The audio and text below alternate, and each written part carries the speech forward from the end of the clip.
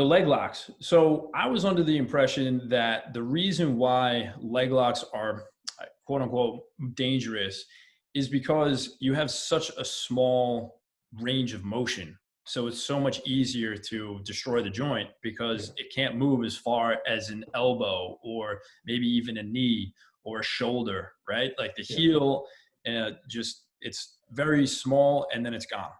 Do I have that right? So yes, there's much. It's very interesting. If you like, if I ask you to try to move your shin, like rotate your shin, you probably won't have a ton of motion, especially if you've never tried. So yes, the knee rotation is very limited. I think in healthy people there should be like, I don't know, like 20 degrees of internal rotation, 40 to 45 of external. Clinically, I find that it's much less than that. So yes, there's less range of motion. Second thing is you take like an arm bar, right? So you're extending that arm. You also have your bicep, and then you have your medial forearm muscles. So that gives you a little bit more sense receptors, like, hey, it's getting stretched, and then you have a few things. The problem with the knee, because the knee doesn't have, I mean, the hamstrings do act as knee rotators, but it doesn't cross over the knee the same way that like it would for an arm bar. So you don't have the same sense receptors. So like with an arm bar, you feel like it's getting stretched. You go a little bit more, you feel pop. Usually you can get like 3 or 4 pops before like serious injuries are happening. But with the knee, because you don't have that same sense, a lot of times people will wait, and the first time there's a pop, something bad happened, right? The third reason why leg locks are a little bit more dangerous is because if, let's say, with an arm bar, you know, the capsule's getting stretched, you know, it takes a little bit before you actually start damaging the UCL, which would be right here. And a lot of times people can actually keep training without a UCL. The problem is with a leg lock, if let's say we start hitting the ACL, well, the ACL does not repair. So if the ACL is ruptured, you need surgery, which is you're out for like 9 to 12 months.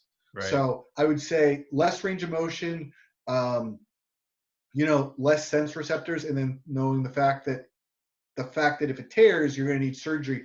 That's why I feel like they're more dangerous.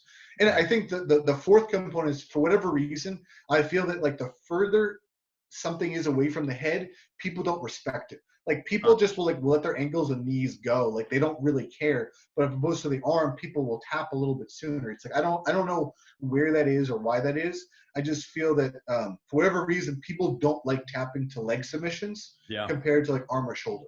And again, that's a psychology thing. I just don't understand yet.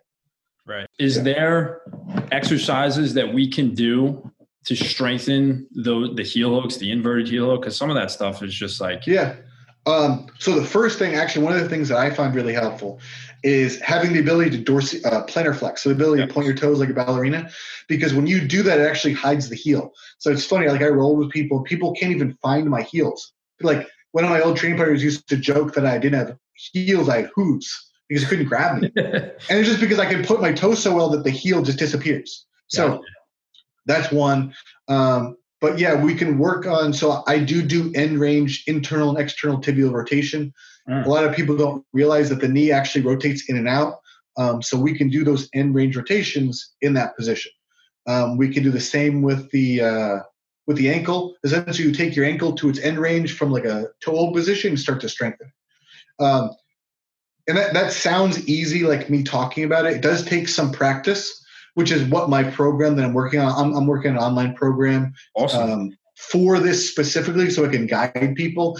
Because if people just take a joint to its end range and then they just start to like crank on it, they're going to probably irritate the joint and then like, oh, that doesn't work. Well, I can kind of walk you through some of the positions, like how you slowly approach it so you don't overdo it.